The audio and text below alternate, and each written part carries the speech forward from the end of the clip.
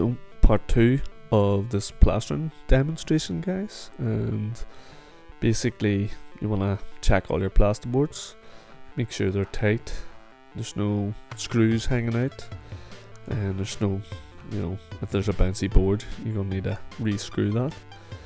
So the next job will be scrim taping all the joints up once you're satisfied everything's sound and ready to go. And you can use the wide stuff for everywhere, but I do prefer to use the wide stuff for the corners and thinner stuff in the middles. But for this one, I'm bonding the ceiling anyway. I'm gonna talk about why I bonded it and basically a wee bit more about timings again as well. I know some of you have seen other videos where bonding skim ceilings, and I go pretty much into detail with them, but I'll try and cover some things here as well, as some questions were coming up on that issue. But basically, scrim up all your joints before you mix. Unless it's only a couple of small scrims, you could mix, such as a wee patch or something. You can mix first, just so your stuff's picking up. But obviously, if you're a beginner, you're going to take a wee seal on like this. You'll be better to prep everything first, clean the room, clear it all out, check your boards, scrim tape, then mix nice fresh clean water. Give yourself lots of time at it. And basically I'm just doing it as if I was new, just to show you how to go about it. And again, there's more detail on scrim taping on a video. There's a video of that as well, and just talk more about that. But the reason I'm going to bond this seal, I'll get into more on that later, is just for that extra wee bit of insulation. Also, this room was actually 2 rooms at one stage. There was a wee wall in between, so when it's actually been double boarded again as well, also for insulation. And there's kingspan up in that ceiling as well. So basically the bonding's just that extra wee layer, and also a couple of wee rough edges. Just thought clean it all up with a wee lick of bonding and then skim it. You don't have to. You can go straight with multi-skim or straight on with Carlite plaster straight on the plasterboard, no problems. But again, if you think the angles aren't straight or the board's not good enough, you can bond it. So there's the 2-inch, and that's the 4-inch. You can also get 3-inch scrim as well, which can be pretty handy, but you can see the 4-inch covers perfectly over where the electrician lost his wire, and I just did the wider scrim. It doesn't matter, the thinner stuff's just easier to cover when you're skimming. And we're going to go for the Refiner Mega Mixer on this one. Absolute weapon of a drill. I recommend anybody who's serious about plastering that this is the kind of drill they're aiming to get, and it will mix all your product. You can mix small buckets of sand, cement, screed, all them things without much issue. But basically, once you have everything ready, it's time to start your mix. And take your time, mix it to the consistency that you want. I'll show you once I get it all knocked up what sort of consistency I go for. But just add in half of what you think powder wise, mix it up, as you see what I'm doing here. Do again have other plastering videos on how to mix plaster, and basically bond and finish, you mix them the exact same way. I do like my bonding a wee bit stiffer. Also, the reason I do prefer thistle bonding, as I find it sets within about an hour for me. I don't find I'm ever waiting for it. It always sets nicely for me. Again, not in a major rush on this job, so time's not really an issue. But you can see I've mixed it. Looks thick there, but this drill fully whips it up.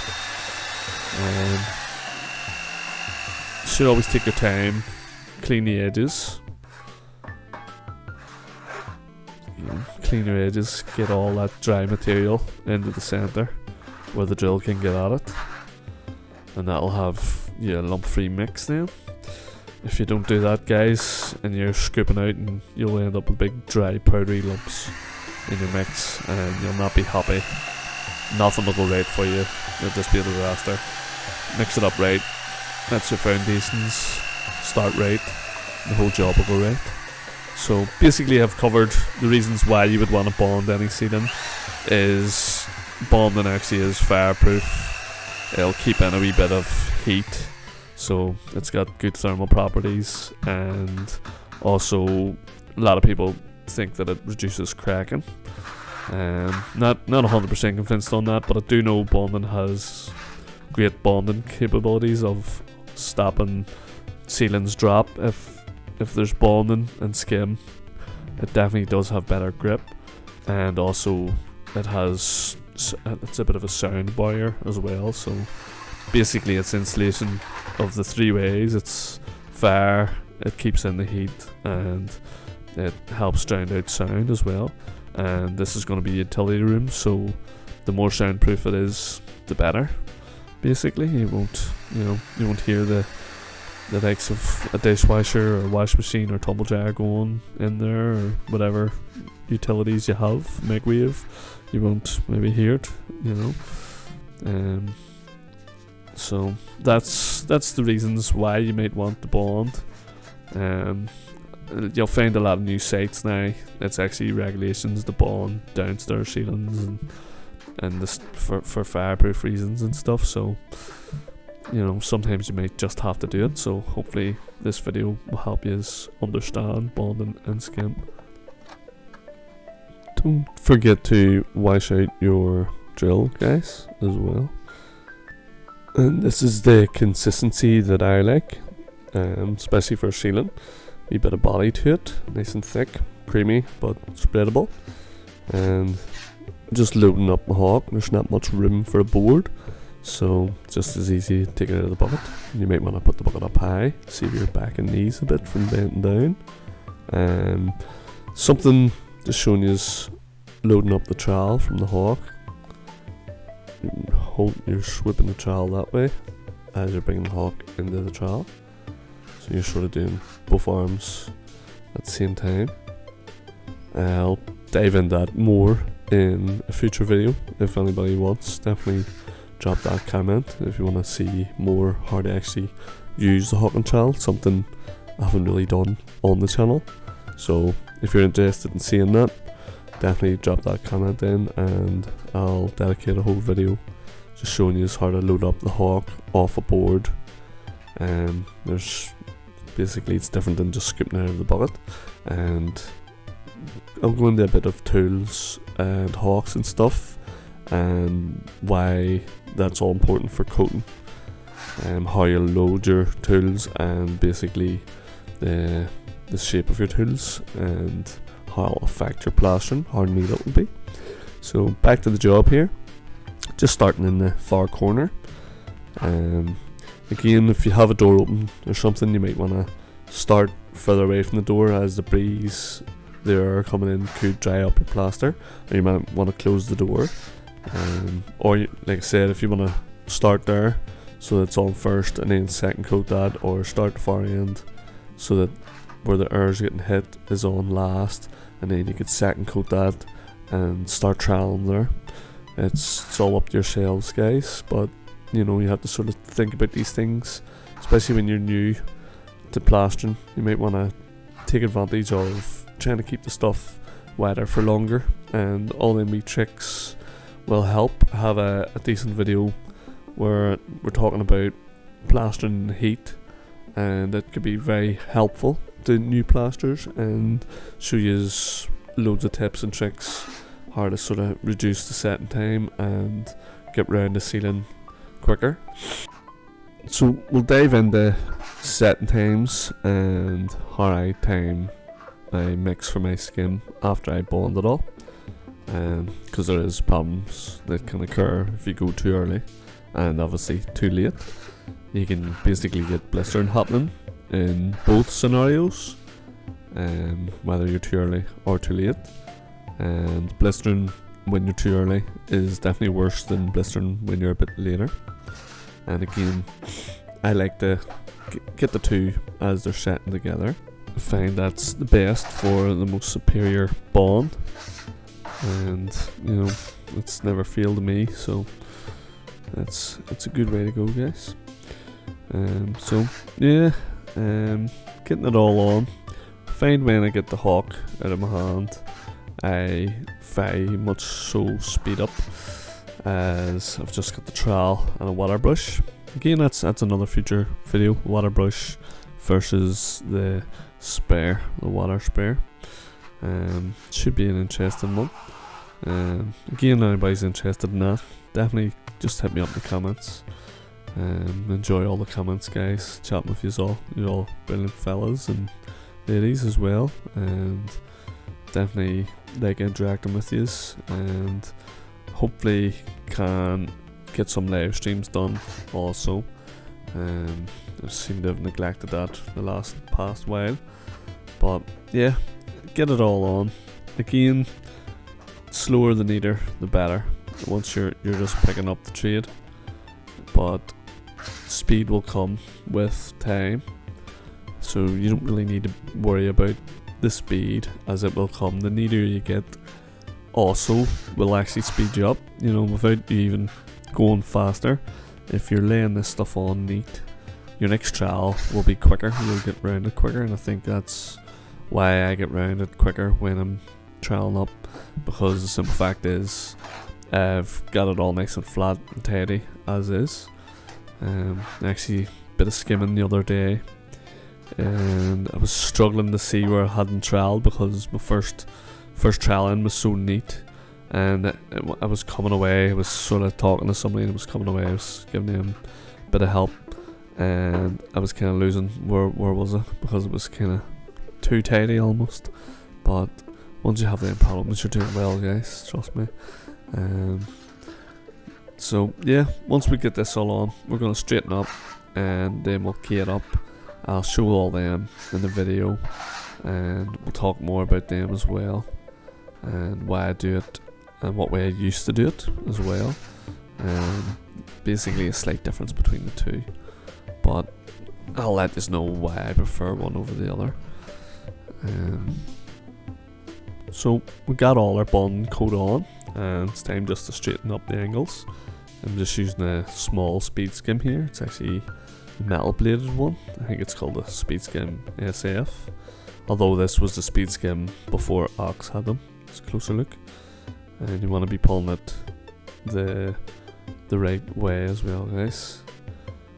And I always wet the blade before I actually use them, but you don't want to be pulling it that way. You want to be going the other way. That's the wrong way. So, but yeah, you don't have to use a speed skim. You can use your level or a straight edge, or you can use a bit of timber. As long as it's straight, it'll be good to go. And just run your eye down it, make sure it's straight. Check it on a wall, you know it's straight, or check it on a straight edge or door frame, something you know straight. And like I say, because this is a small scene, don't need anything terribly big. But back to what I was saying earlier, this is how I would have key coated my ceilings back in the day. Just rub the float of them, and that gives a great grip. But I did find that the problem with that is, if you did happen to catch your scrim tape, you could make a right mess, and didn't really enjoy making that type of mess, and maybe a big scrim around the back of the head. So I find brushing it with a brush leaves just as nice as a key, if not that wee bit nicer. And also, you know, I've never once used the brush and pulled scrim tape off, so I think this is by far the best way to go. I think it's the neatest, tidiest, quickest. But you know, do what suits yourselves, guys. This is just food for thought. Both ways work, but I have found that this is the quicker way. And if any of you do it this way, let me know. Again, guys, should never be any waste. You can see I've tidied up all my scrim joints here and straightened the wall out. Here on the left, there was a bit of a bow on that board, so it actually needed filled out. these walls were that previous, and that one just kinked in the corner. Not a big deal. Have some stuff mixed extra for it, and again, don't waste your stuff, guys. If you find a hole you can fill out, or another angle on a wall that doesn't look great, you can always put a couple of hawkfalls up, pull the straight edge across and pull it up, and you'll have a much tidier job at the end of the day.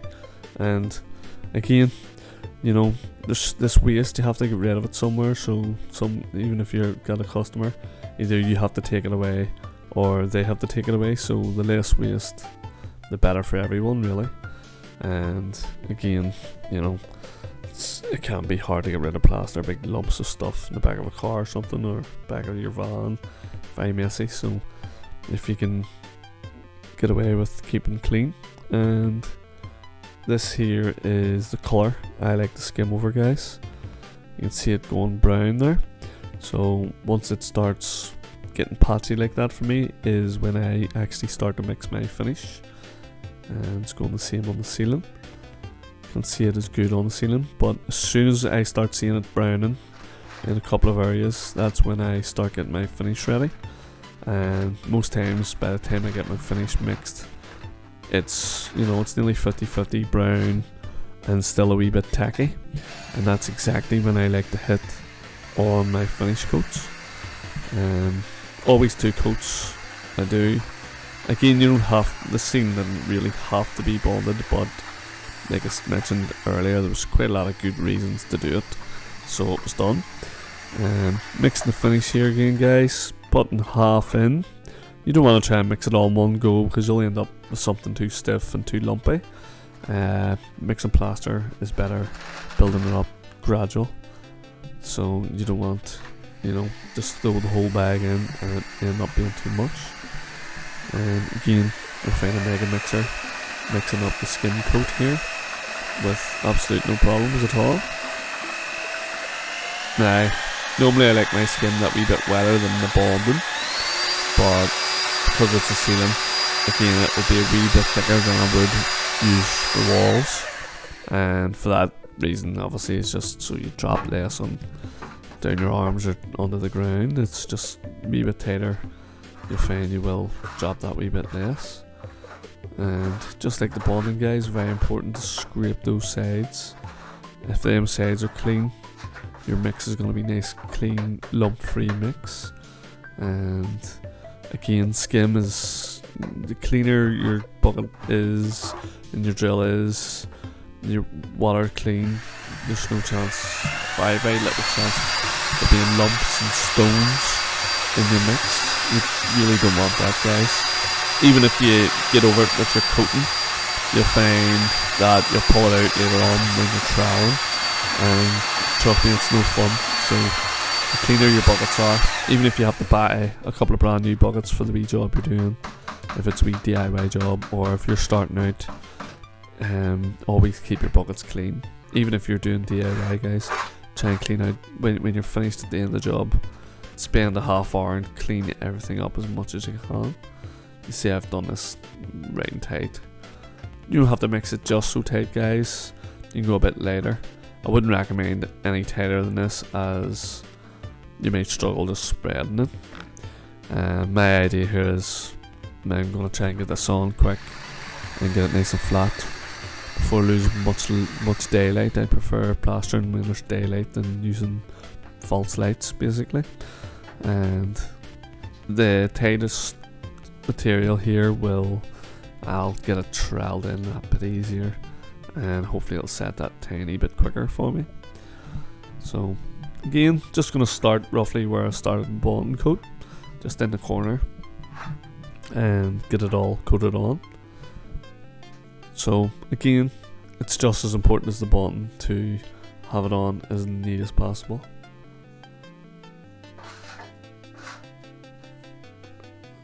Just give it a bit of a rub with the trowel there. Must have just been some heavy lines on it, but you can see the brown on the bonding there around the second light bulb, or sorry, the second spotlight hole. But just get it on as tidy as possible, guys. That's always the important thing. So I find that when you are coating ceilings, guys, as if you can get sort of like longer trowels onto it, longer sort of strokes, it does come up a bit neater for you as well. I know it's a bit awkward in smaller areas, but the likes of this area, I actually find although the light's here, I kind of need the light in for that bit of brightness. But see the way I went from wall to wall there, I find that is the much neatest way to go. Very, very tidy to go from one end to the other. It's similar to walking it. If you watch me on the videos where I'm using stilts doing ceilings, you'll see me walking, and it does tend to be the neatest way. You can get more pressure if you don't walk. You can definitely get more pressure, but if you use your best skimming trowel and you get the right angle with the right water at the right timings, you'll get your ceilings finished perfectly from walking. But definitely the way I'm going here, you'll certainly get enough pressure at all times, basically, because you're really only working the area between your sort of arm span, so you'll definitely be able to get there. Again, guys, just showing you a wee bit of the hawk there, and I probably will do a video on that and try and break that down more, so that people can understand that a bit more. And you can see there's no chance of me dropping much finish on the ground. You do tend to find you'll drop that last scoop, or fall off the scoop or off your hawk or off your trowel, and you'll think, I probably needed that wee bit. As if you've mixed your stuff really tight and you don't have, the tighter you mix it, the harder it is to spread. But this is actually spreading lovely for me, and it's, as you can see, it's coming in quite neat straight away. So guys, I always do try to put good details and good things sort of halfway through the videos or more towards the end. Basically, if you stick around, you'll get the little hidden gems in the videos. But basically, what I want to say is there's so many good videos that will be coming up. It will take me time to get them edited and stuff as well, but I really do have some cracking wee videos coming up with lots of detail and better footage than even this video. More clear and better angles, different angles and stuff, get close-ups, trying to sort of make it a bit easier to explain. But again, the more of that I do, the harder it is to just get content out. But yeah, so on to this video again. You can see I'm just cleaning my angles, guys, with the first trowel up. I have let it pick up a bit because I've went ahead and I've cleaned my drill further, cleaned the bucket. You should always give your drill a wee rinse straight away after you mix, but just give it another quick clean. The stuff's only on, it's only a small ceiling. I'm under no pressure. Again, you're DIYing or you're new to the trade, you will find you might be under that wee bit more pressure than somebody like myself, but that's okay. Get your stuff cleaned up and then get straight into it. If you want, try and clean your stuff up really quick and then take your time in your plastering, because you can clean buckets later on again as well. But the way I normally like to do these is I just sort of clean the angles a wee bit and just flatten it in. Anything needs filled, and nip some stuff off into it, and then I just run the trowel, strike the trowel back over. That fills the voids, fills the holes. If there's any bumps, you sort of just push them out. When you're troweling up the way I am here, I just call this a wet trowel. It's, or flattening. It's not necessarily a wet trowel, it's more of like a flattening. And when you're doing that, all you're trying to do is just neaten it all up, clean your corners and your angles a wee bit, and leave it handy again for troweling up. And basically gets quite the same after that, but it'll all be down to your timings then. As you see, I've probably only left this ceiling 10 minutes, and here I am giving it all a flattening, and it's as soft almost as I put it on. Another way to test things, guys, is actually just to touch it with your fingertips. and just slightly press in, nice and firm. Not too mad. You want to be pushing it all the way in back to the bonding, but you know, you can just give it a wee fingertip test. If you even when before you trial it, give it a wee touch, because it gives you a mind what way it's going. If it's starting to dry, if there's still moisture on it, if it's still very wet and sticky, you know, basically, you know, you'll learn a lot from just doing that. Even if it's sand and cement as well, you'll learn a lot from doing that, guys. You'll start to figure out timings. You'll be able to judge things better. You may touch it and go, I really need to get on that there. Didn't think it was setting, but it is. So again, that was it all flattened in, and you can see it's already looking quite neat.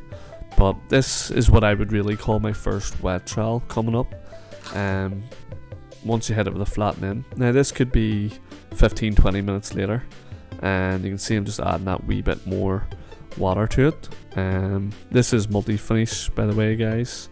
I do prefer Carlite, but I had multi-finish, so just cracked on with multi-finish.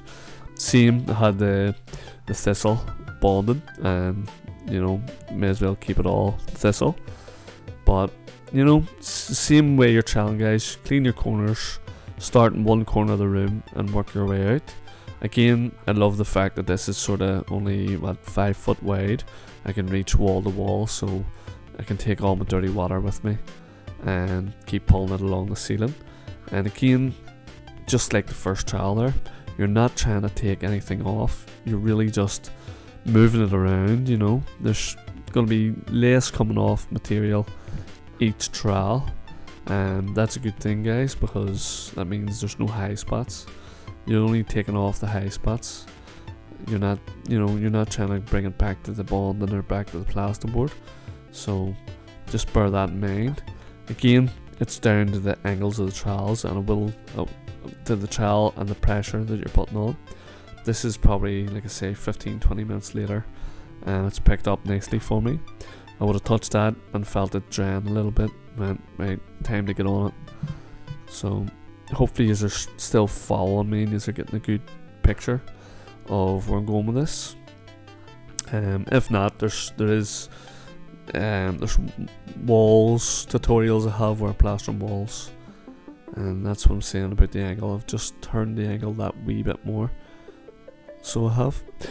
When you're first flattening, you keep the trowels pretty flat as you're just ironing out the lines and filling out voids, where this time round I'm starting to cut that little bit more. But I'm not, you know, like I say, I'm not trying to get a lot of material off. I'm more just ironing it in, taking out any wee lines and filling in any wee tiny holes. And you'll find if you trowel it up right on this time, your next trowel will be even easier again. I know I keep saying that, but it really does. The neater you go, the neater the next coat gets, and the easier everything is. And the beauty about that is, if something ever went wrong and you say you had to leave, or you know, so you had to start cleaning something else up, that the neater it is, you know, it won't be as hard to tidy up or fix later on. Or you know, say for toxic, you just had to run down to the shop. When you come back, even if the ceiling is set that little bit further than you would have liked it to be, it's still going to be manageable because you've went so neat and tidy the previous trowel. So you know, that is something to really consider, guys, because you know, say you're doing patchwork, a bit like myself, if I was patching up a whole house and I'm running about really trying to get a good morning's work done so that, you know, the day's tapering off, I would throw a lot on. But again, my first trowel, I'd really almost try to finish the things off with that trowel, and the reason for that is sometimes when you're doing a lot of patches, you can forget about the odd one, which can be a big problem. But again, like I said, when you trowel them in so neat, if you forgot one on a pass and it's only getting a second trowel when everything else is getting a third trowel, you'll find that it still comes in pretty tidy, and that's why it is important, guys. So here we are now. There's the finger test, guys. This is maybe another, 15 minutes later, and 20 minutes later possibly, and it's time for the second wet trial. So we've had a flattening, and we've had a wet trial, and now we're going for our second wet trial. Now you'll find my routine normally is this, and it'll have one more wet trial, which again, it's practically done. After this trial, it's practically done, and you can give it a shine after. You don't need to do it. Most times you'll find the third wet trial is more than enough to put a nice little shine on it, polishes it up, and you just know then there's no dirty watermarks, there's no holes, there's no nothing, there's no imperfections. You've got them all out. The only time I really do dry trial things is when I'm just checking around them. It's light, I'm not even going mad pressure. And again, on that trial, both them two trials for the third wet trial, I'd go for a flexi trial, and all that really does is, guys, is takes a lot of strain out of the muscles, out of the elbows, the wrist, the shoulder.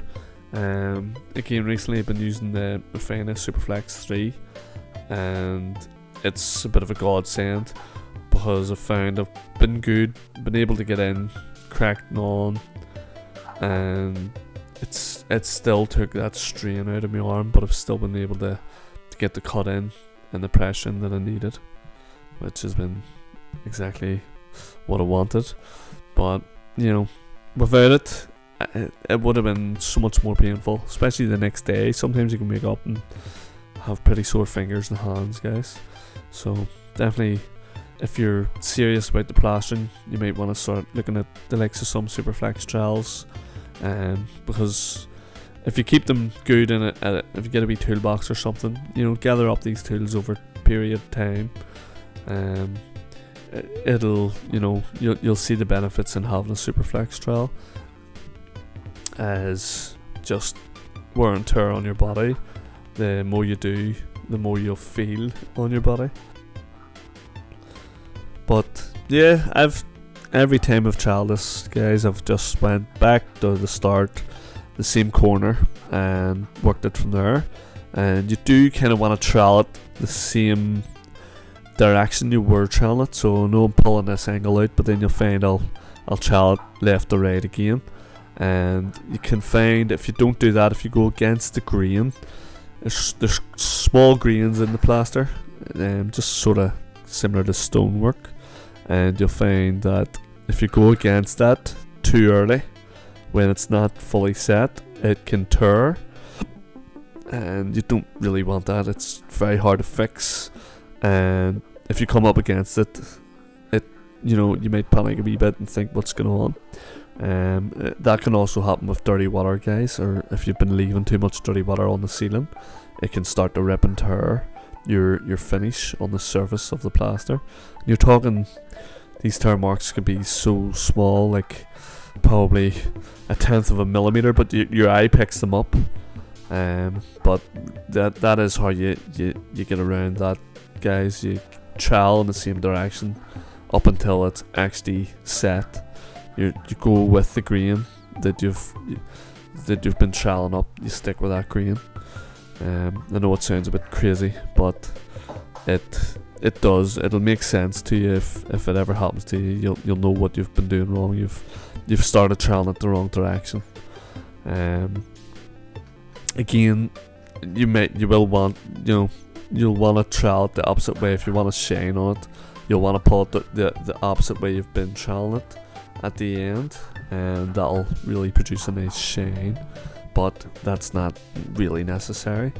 And when you're doing big ceilings and stuff, there's lots to be talked about going against the light, guys, and not troweling with the light, because if the joists are off and the plasterboard's wavy, the light can show out them bumps on the ceiling, the ripples in the ceiling.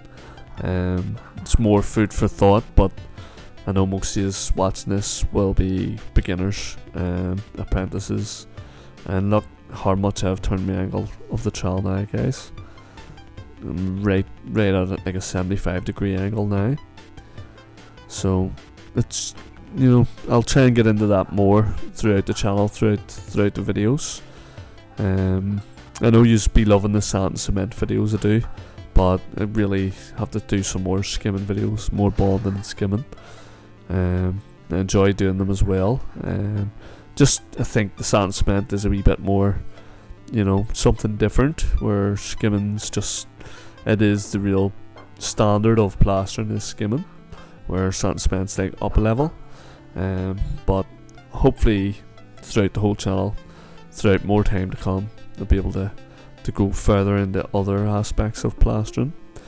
And you know, like I said, there's some real good videos coming up soon.